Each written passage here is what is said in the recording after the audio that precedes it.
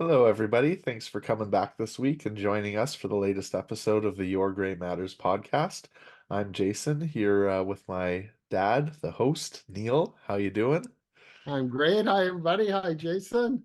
Hi. So, what a fascinating episode this week. We have Ryan O'Neill Knight, who is a remarkable talent, remarkable in all sorts of ways, as you'll hear. Why don't you tell us a little bit about it?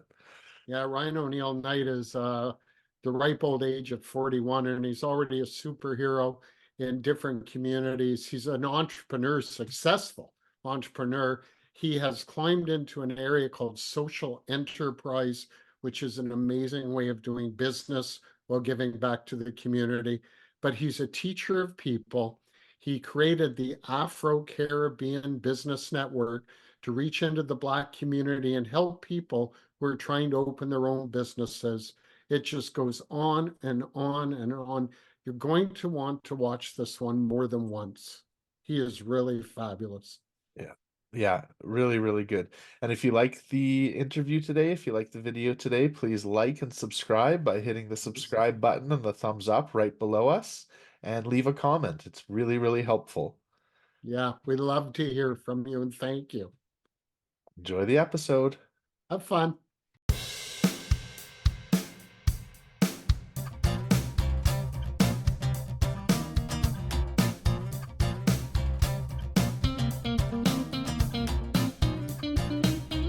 Hey, everybody. Welcome back. I'm Neil from Your Gray Matters, and we're really glad to have you here today. As you know, we post a great show every Monday morning, and this will be another amazing show.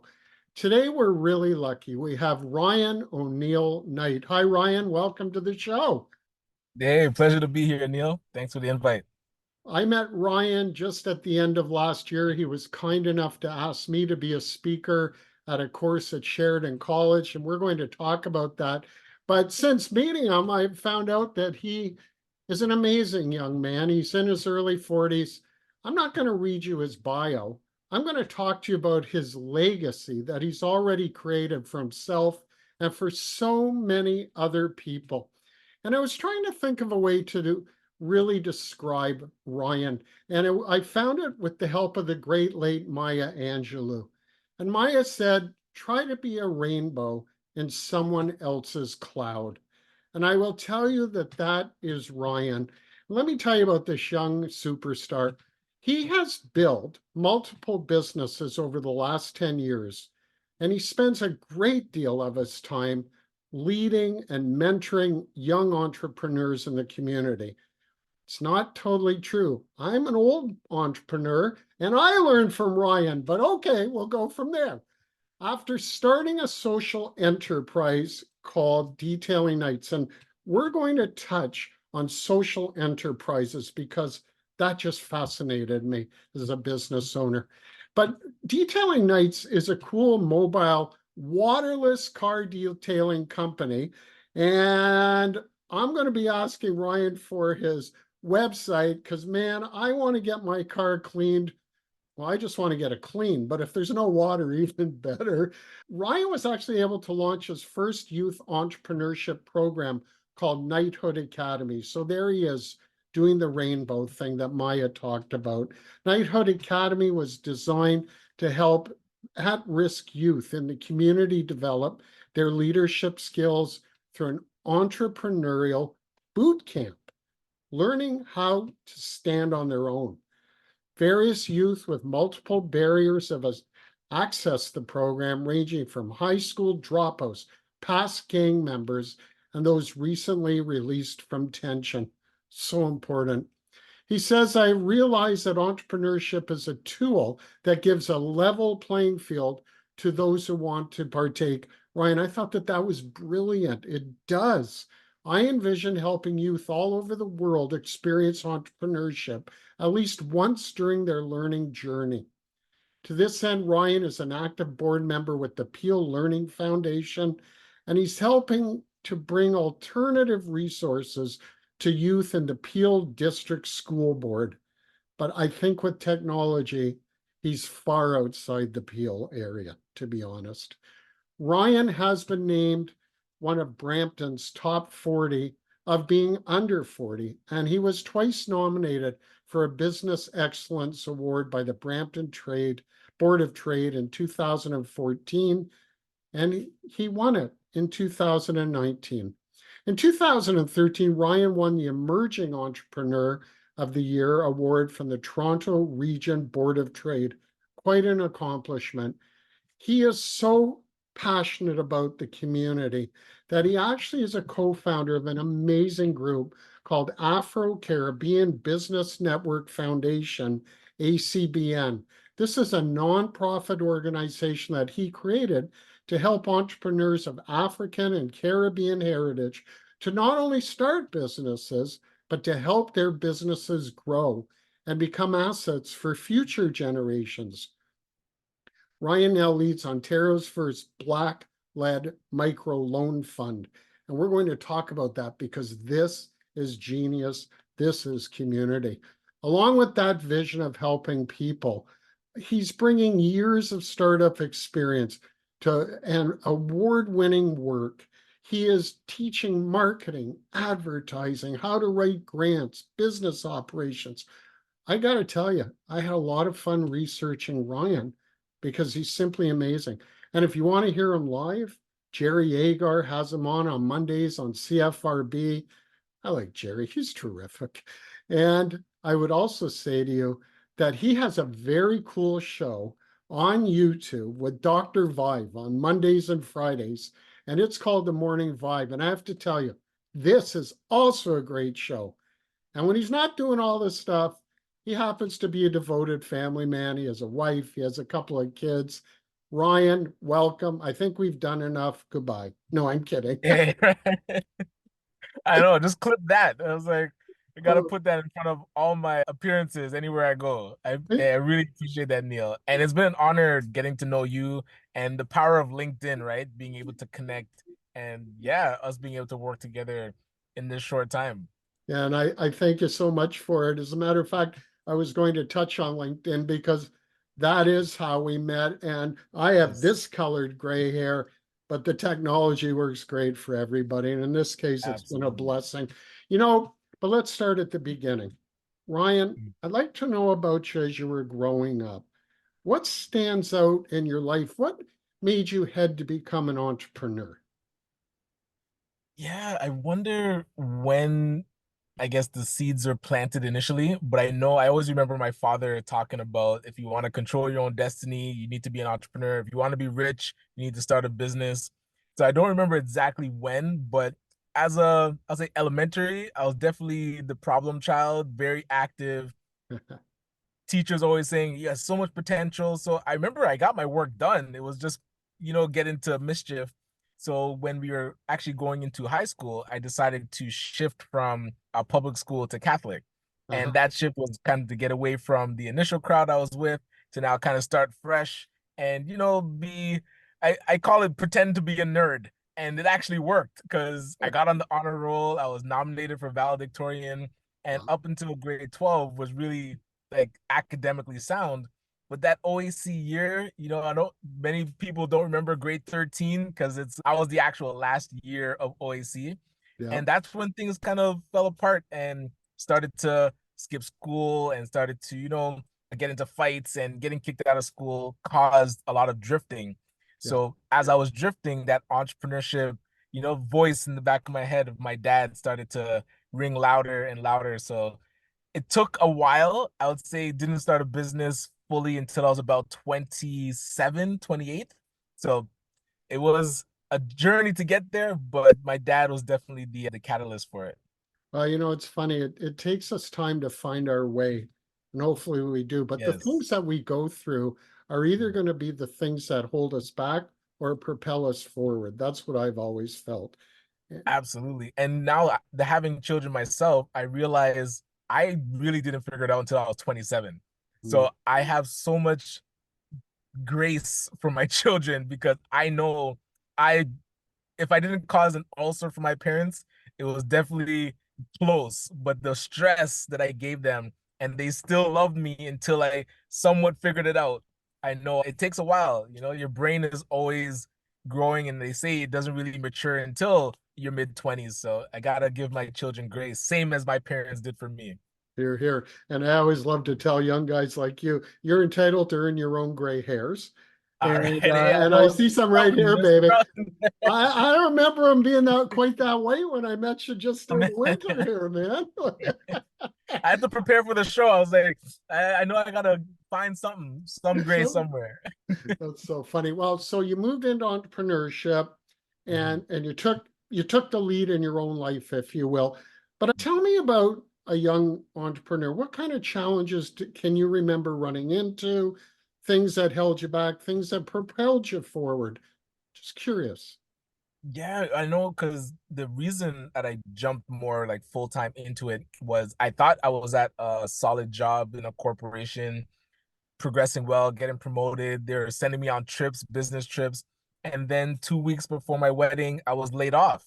Oh And boy. that was really a gut check. And then when I was thinking, okay, this is the best time, that voice in my head of my dad saying, like, hey, you should start a business if you want to control your own destiny. So I decided to go back to school, and God bless my wife. She was patient with me to say, and we still did get married. So even though I got laid off, we were able to get married. But then her being patient for me to go back to school and finish my accounting diploma and then lean into entrepreneurship full time. And when I decided to, going to Sheridan College and going to their career center and saying, like, hey, I'm thinking of starting a business, there were no supports at the college. They Yeah, really only help people find a job. So now, 10 years later, seeing that they have entrepreneurship supports, they have stuff like Sheridan Edge, and that we work closely with, and I'll talk about them later, but they have a co-op entrepreneurship program now.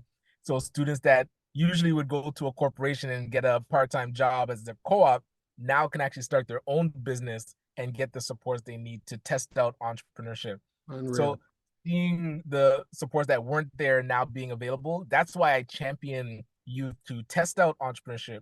There's so much more support, more resources, and it's the best time to test it while you're still living at home. If things don't work out, Yep. you have somewhere to fall back on and somewhere to live still. Yep. There's no question about it. And I think becoming an entrepreneur is also about just learning the basics, having the right mindset, the Absolutely. right Yes. attitude. And I always jokingly say to people, especially when they say I'm having a bad day, and I'll say to her, can I tell you a secret of having a great day? And they go, what's that?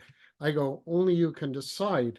But you and I know, Ryan, Yes. that's easy to say, but it takes time and effort and education and self-development. And you must have gone through quite a bit of that yourself.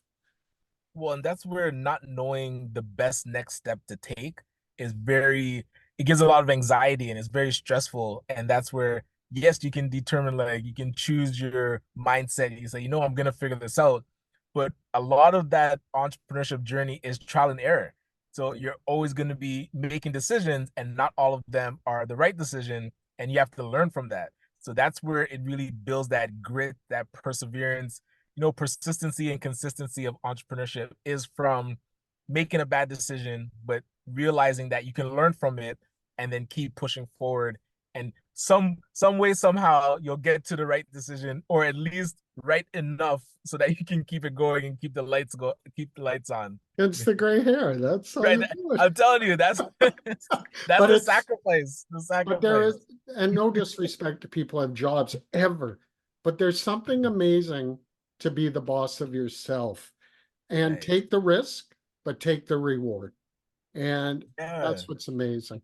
And even tell people that are in careers or have a job, still think of entrepreneurship. Have something on the side where you can bring additional income into the household. Sure. There's tax benefits that you can now tap into.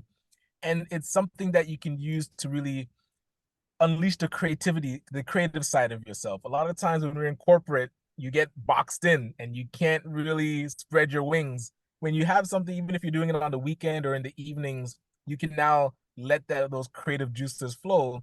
So it allows you to experiment and have fun with your passion sometimes. Agreed. I have to say, Ryan, I was very lucky because in 1995, Linda and I entered into an MLM. And that was my Right, right, first shot at running a business. And you're right, I had a job during the day, built the business right, at right. night. Used to fall asleep at my job, but that's a whole other story. But the thing is, we learn Yes. principles. That's the word. And this is about you, but I think you'll understand. My very first big event that I went to with Linda, we heard a speaker named Les Brown, one of the great My oratory. favorite. Yes. And I heard him say what quickly became his cassette, "It's not over till I win."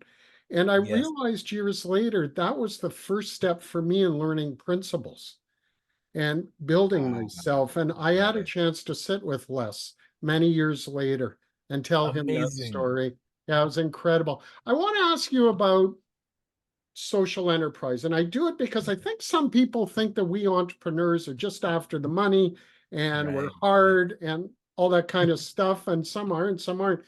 But I loved when I was learning about you about social enterprise. Yours is detailing nights. Talk about social enterprise. And I also found that there's even a certification for this. This is serious stuff. Right, right. And for us, I'll be upfront, it didn't start as like that social enterprise concept. When I was laid off and then was starting detailing nights, every day was really trying to make ends meet to keep the family going. I used to have my quota of making $100 a day and not coming home until I could hit it. Yep. And it wasn't until we started growing that we realized the first thing was that we were eco-friendly. We were using a product that was waterless and saving 99% of water waste. And also, when we looked to start to hire, we started to work with youth in the community. We realized that we had that positive impact on the community as well. So, that triple bottom line where you're looking at, yes, you're making profits, but you're also thinking of the planet and thinking of people. Yep. That's the essence of a social enterprise. And it comes from, it's kind of the sweet spot between two extremes where you have the charities and nonprofits that if they start income generating activity to help them pay for expenses, that would be a social enterprise that they've started. And then for a for-profit company, us operating like a social enterprise, so thinking of how we can have a positive impact in the community now allows us to operate as a social enterprise. So I'm a big champion for it. The certification that I think you're alluding to is the B Corporation Right. assessment that you can get certified. We were, I believe, the first company in Brampton to be certified as a B Corp, one of the first car cleaning companies in the world to actually be Wow. certified. And what they do is take your company through an assessment to see the impact you have on the community, to see how you're treating your workers, to see how much less of an impact you have on the environment. And you have to get a score. I believe before it was a minimum of 80 out of about 200. And we were able to get certified. I think with a score of 84 the first time. But then what it did was it allowed us to look at areas of our business that we could do better and thinking of a living wage, thinking of where we source our products from. Is it local? Are we like taking things in from abroad or international? And then the second time we were assessed, I believe it's every 2 years, we scored, I believe it was 114. So we became one of the gold standards in the B Corp certification. And that was because the certification actually helped us understand how we could do better and improve our score. I think it's so remarkable. And ladies and gentlemen, B Corp isn't for Brampton, it's for beneficial. Yes, yes, And that's Benefit important to Corporation. know. Oh, it started in the US and In the then US. expanded to Well, Canada. well, I congratulate you on it because I actually originally came from the not-for-profit world. And I always wanted to Yes. know how to mix profit and non-profit together. And I'm looking at the guy who's doing it so well. I wanted to ask you about detailing nights. What's your vision for long term for your company? Yeah, initially we wanted to expand with the youth program, definitely have like uh, a young entrepreneur in every country where there's cars running a mini version of our company. And one thing that came about recently is being able to now take over other detailing companies. So we actually purchased our first detailing company to be able to now implement our systems and not have to start from scratch. So as we're expanding the youth program, we're also expanding through acquisition to take over other detailing shops that might not have proper systems in place, and we can step in and make them profitable. So you can bring your greatness in a cookie cutter fashion and and Absolutely. and and help not only the company grow, but of course all these wonderful people who are involved in it. Yes. Wow, well, bless you for that. That really is terrific. I'm just thinking now, I met you when you approached me to be a speaker for the group at Sheridan. And that was because I was involved in a company that brings a very important environmental product that's made in Canada to the front. Yeah. I now realize the importance that that's how we met. It's really terrific, Mhm. really great. And So, being able to, oh, just touching on that clean tech certification, because a lot of times us as entrepreneurs don't realize the industries that we can tap into that are really growing, and being able to meet you and learn about how you're in clean tech. Yeah, being a part of our program with Sheridan College was a blessing. So I just wanted to thank you for that. oh, my pleasure, and I hope that I can do it again. I'm so honored to have done it, really, seriously. Yes, Well, yes. when you're not doing that, you're busy creating a wonderful group called the Afro Caribbean Business Network, ACBN. I Yes. have to tell you that in the 80s, I was an honorary member of ACA in Hamilton. In Hamilton. In Hamilton. Okay, And yes, and yes. and it's because we both worked out of the same building, Uh-huh. and they made great food and had wonderful programs and projects, and I just started going. And so I learned to Nice. cook. That's Okay, great. excellent. But tell us about Yes. ACBN because it's fabulous. Yeah, and we're about 6 years old, just turned 6 in December. And really it started because as an entrepreneur, we were looking to scale detailing nights. We actually wanted to franchise it across Canada and into the US. And I realized there weren't a lot of Black focused business organizations that I could go to that had the mandate to scale up companies. Especially being in Peel and living in Brampton, there were no Black focused business organizations. So we brought 6 other entrepreneurs together, said, could we create this entity that would sit down with an entrepreneur, figure out what stage their business is in, and then help them create a strategy to scale it up. So thus ACBN Canada was born. And over the past 6 years, we've engaged with over 6,000 Black entrepreneurs. Wow. We've been able to be part of a Black entrepreneurship ecosystem now, where there's 45 Black focused business organizations across Canada. And one of our signature events that we do is the ACBN Legacy Symposium, which is actually coming up. So I'll make sure and get you your invite. Please, And please. what the symposium does is allows entrepreneurs to take a step back and work on their business. So a day full of workshops. And the tagline for this year is building generational wealth together. So really understanding the importance of strong foundations, as you mentioned earlier, like your business needing to have a rock solid foundation of principles, and then thinking about succession planning. We have a lot of entrepreneurs that age out of with their business, and the business kind of fades with them. So we have to talk about how do we keep that asset in the community so that it can support generations to come and even their family as a income generator.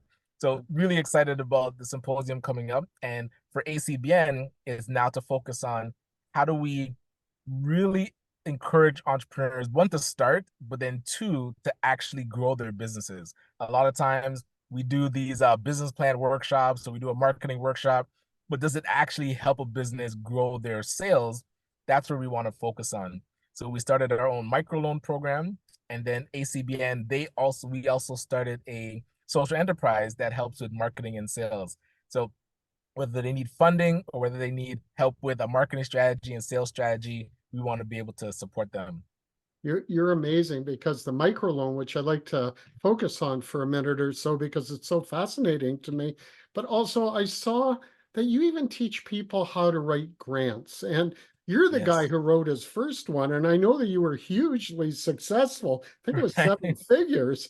Talk to us Yes. about the microloan because I have to tell you, this is where you've crossed between for-profit with not-for-profit business ideas and realities, and this is why I applaud you so much. Yeah, and that's where we seem to fill a gap. A lot of times, entrepreneurs, as they're trying to get capital they need to grow their companies or to at least get some momentum, they're usually declined at banks. And one thing that you said that I love is when a bank declines you, it should be a comma and not a period. Yep. So we try to be the extension of their journey to say, okay, you might not fit into that mold just yet, but if you come to us, we're able to work with you, and because we add in the coaching, it reduces the risk of the loans that we give out. And then after you get that money, we can support you to prepare yourself to get additional dollars from traditional lending. So now that we've been able to put the microloan together as a nonprofit, we're able to bring in donations to create the fund and then support entrepreneurs with this money to get their businesses going. So if people want to donate their own money to your fund, they can do so? So it is done through one of our trustees called the Black Opportunity Fund. Okay. So we're not a charity just yet. So Mhm. as a nonprofit, but we work with a registered charity to be able to take in donations. Fan Yes. fantastic. Things work better when you have some money behind you. And, Right, right, you right. know, Yes. as you said, a comma, not a period. I came up with that because, as most people know, I'm in the mortgage business. And Yeah. I'm finding nowadays that people are accessing their equity more just to live because of these interesting times, as opposed to Wow. buying a house. But I Right. always believe that when the banks say no, if they do, there are places to go.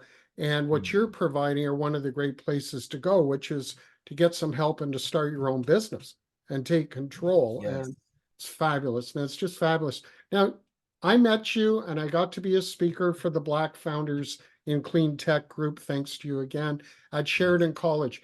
You're really involved at Sheridan. Tell us about that relationship.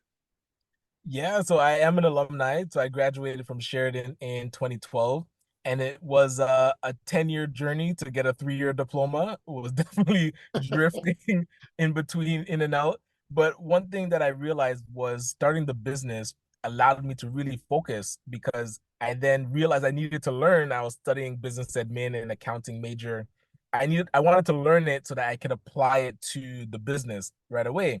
And then, I mean, you end up passing because you're paying attention and you actually know what's going on.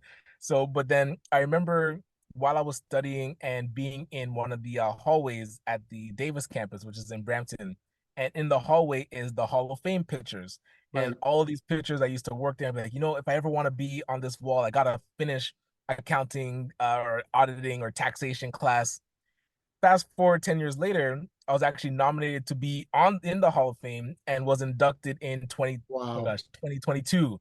So Wow. being in the Pelon School of Business Hall of Fame was something I never thought would be possible because of my journey through education. But yeah, it playing a inspiration role in like now being part of it is it's weird because I didn't dream it, but it's like a dream come true. So yeah, being very persistent with education has paid off.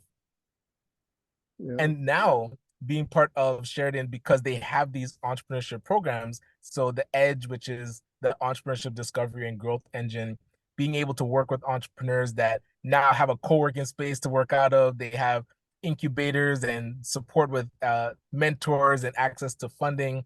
A lot of these resources that exist, we want to make sure that our community understands those resources are there. So we play that kind of a bridge role to say, lots of great resources. We go into the community and say, hey, look over here, come and access it so that we can support more people accessing those great resources that Sheridan has now.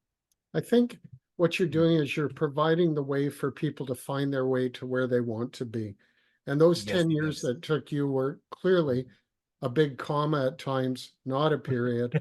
And you just kept going. And Yes. I think the message is if you keep going and you go after your dream, eventually you're going to get to it, or you will have formed another dream and you'll get to that dream. Right. And I really do salute you. Let's talk to you as not only a great educator and businessman, but you must be a leader in the Black community. I don't know in Brampton or all over. Tell us about that. Yeah, and it's something that I guess I don't know if I struggle with, but because you look at previous leaders in the Black community and you think of Malcolm X and Dr. Martin Luther King Jr. and Dr. Amos Wilson and Dr. John Henry Clark, Marcus Garvey, I mean, magnitudes of men and people that have led the Black community. And now I'm coming up, and yes, I'm part of an organization and I'm leading that, but never really stepped into that leadership role of the Black community. And I feel it's taken a bit of time and talking with people that remind me the work that we do is impactful in the community and is supportive. And not to say that you have to be the leader of everybody, but just that Right. puzzle piece that you play, you're leading that whatever ACBN is doing or whatever our business is doing. And if you do that as best you can, then at least you've played your role and now you can support the rest of the puzzle in what they're doing. And because the Black community has so many different themes to it, whether it's education, health, justice, like economics and healthcare. So I'm more part of that economics theme. And now, Mhm. how do we interconnect into the other themes and support those organizations that are doing that great work, and also start to build infrastructure in the Black community, looking at what is missing? Do we need our own hospitals? Do we need our own bank? Do we need our own justice system or educational institutions? These are things that we have to start thinking about. And so again, I've I don't have much more anxiety about the term like being a leader of the Black community. It's more so we're leading all together, and wherever I fit, I love to play my role as best as possible, and that's where I love being active online about all the different things that happen in the Black community as best that we can support. And then we have our own initiatives that we want to make sure is impactful for the Black community as well. Well, I'll tell you, it takes great people to build great people, and you're certainly one of them. Mm. But I really want to know if you have bigger aspirations, maybe in Canadian politics or municipal. Do you think about politics at all? I thought about it because my dad even planted that seed a while ago. He said, "Hey, have you thought of?" I think he mentioned like running for mayor or something. I was like, I haven't quite thought of that, but really, and I'll say over the next 10 years, it's really focused on organizing the Black community so that we can make sure that our political strength is strong, and then maybe 10 years from now, look at does it make sense to be in a specific political role to be able to again amplify the empowerment of the Black community. But when you get into politics, that's where it almost feels like you're picking sides. Mhm. So I like to just focus on, hey, can we organize, can we empower ourselves, and how best can we actually support the government in determining how best we can support the Black community. Well, I think that you always have to go to where brings you joy. And so, whatever Right, right. role you play, political or not, I just see you as one of the great leaders. And I see you maybe for our whole country, but of course, you go where it brings you joy and stay in your focus. I think everybody's just lucky to have you. I have to ask you a question, just going back about aspiring Mm. entrepreneurs, though. So, what do you have any other advice for young entrepreneurs, especially in underrepresented communities? Absolutely. And one piece that I notice is a lot of times we'll have ideas for a business. And because we don't have anybody to talk to about it, sometimes we might bring it up to our parents and they want you to get a government job like my mother, or so you don't feel like you get to really test out the idea. And right now, there's lots of grants like the Summer Company Grant or the Starter Company Plus grant where you can get money to actually test out your ideas. And we have organizations like the entrepreneur centers in different cities, and of course, ACBN, the Afro Caribbean Business Network. Yeah. So for those youngsters that have ideas, that's where I always encourage them one to plug into any resources that exist. So go there, talk about it. Don't talk to people that might discourage you. At least test it out and use the summer as a way to see if entrepreneurship is for you. And only by trial and error and actually being in it and experiencing it, then you would know if it's for you. And you can say, okay, I've taken some learning, but I'm going to go and use my expertise maybe for a corporation. But you never know unless you actually try. So don't talk yourself out of these great ideas that you have because you might not feel it's good. You'll never know until you test it. I have to tell you, it's a great, great answer. And when I first went into that MLM, they had me start reading a book called How to Win Friends and Influence People. And Yes, that's the Dale Carnegie one. Dale Carnegie came out Yes. during the Depression. The family still updates it every few years. But Wow. I translated that book to myself many years later, like decades later, where I realized the book should have been called How to Make Myself a Friend to Myself. And Wow. really Right. a fantastic, fantastic book. Hey, buddy, tell us about some of your, do you have any other current projects going on or any future plans for anything? I'm trying to let the cat out of the bag here. Right, right. Well, a couple projects that we work on, as I mentioned, the ACBN Legacy Symposium. We also work on the Black Entrepreneurship Ecosystem Conference. So that's going to be in October during Small Business Month and in Ottawa this year coming up. And also, we work on the Canadian Black Empowerment Initiative. So as I mentioned, the different themes that happen in the Black community, those are the ones that we want to see how it all connects and how we can organize. And during, like, right now, it's Black History Month, being able to support all the different organizations that are doing events. We used to do our symposium in Black History Month. We actually moved it to March so that we can kick off something that we're trying out called Black Futures Month.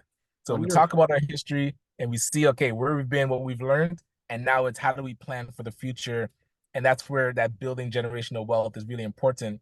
So that kind of frees us up during Black History Month to be at other events and support other organizations on what they're doing. I love that. So not only are you learning from your past, but you're actively creating the future. And Absolutely. And it's the best way to design it yourself. Like, we can't just think that things are going to fix themselves on their own. We have to be purposeful about what we want to see in the future. So you're right, that designing of what we want to see is really important. well, I started this podcast with the great belief, oddly enough, from another speaker from the MLM who once said that the human mind cannot be defeated.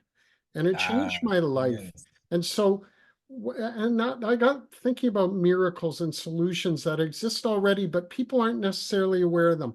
And that's why I wanted you on the show, because what you're doing and your network and being a young man with too much experience for a young guy, but willing to share it, it's it's just so great. I wanted to ask you, because we mentioned Black History Month. This happens to be February, and it's Yes, yes. Black History Month. We didn't plan it this way, but I just got lucky.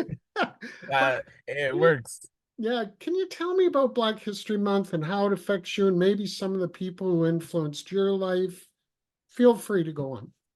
Yeah, and Black History Month is an interesting topic because I know I've been critical of it in the sense that a lot of times we have Black History Month, but we only talk about slavery, like one aspect of our entire history.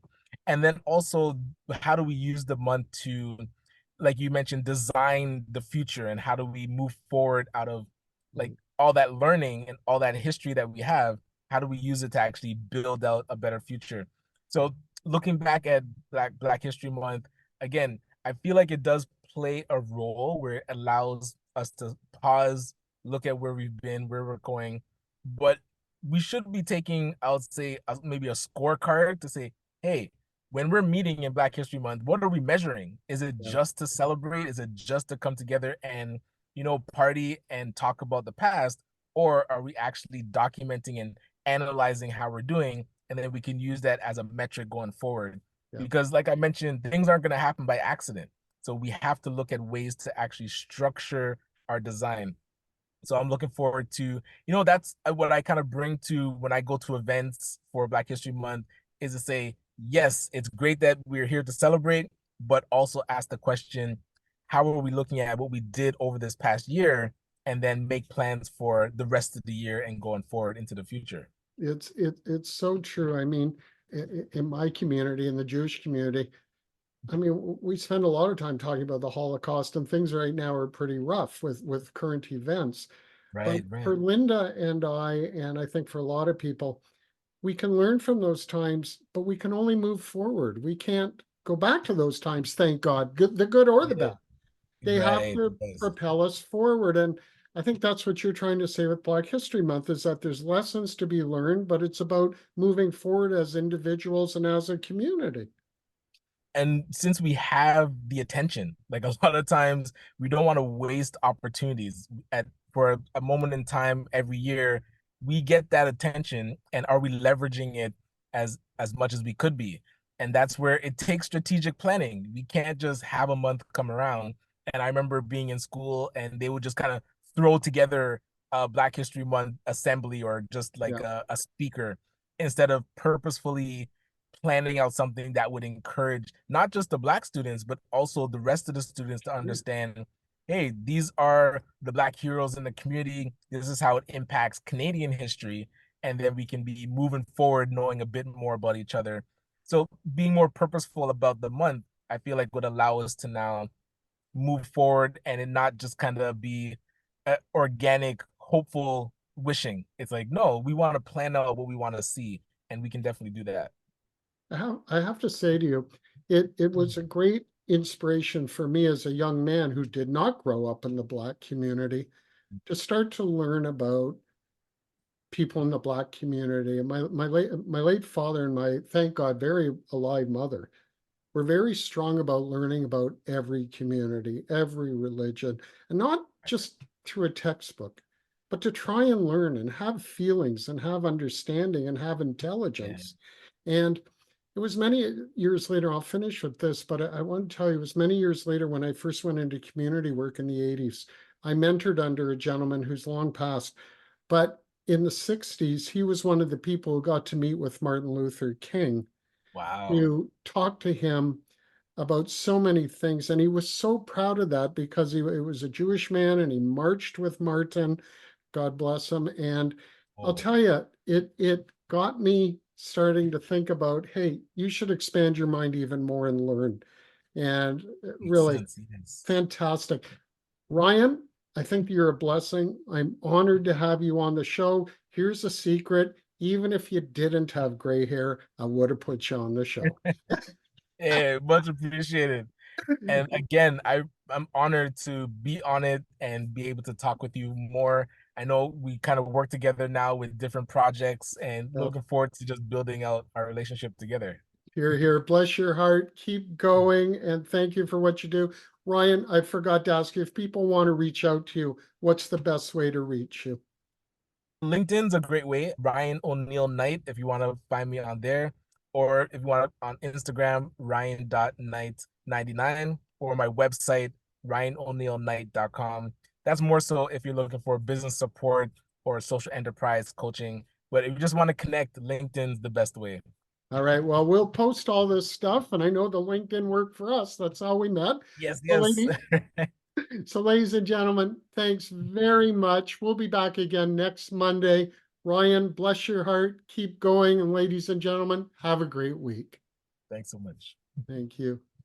Hey, everybody. Thanks very much for watching today. We appreciate it. Please subscribe to our podcast. It really helps us grow and it makes us stronger, and we appreciate you doing it.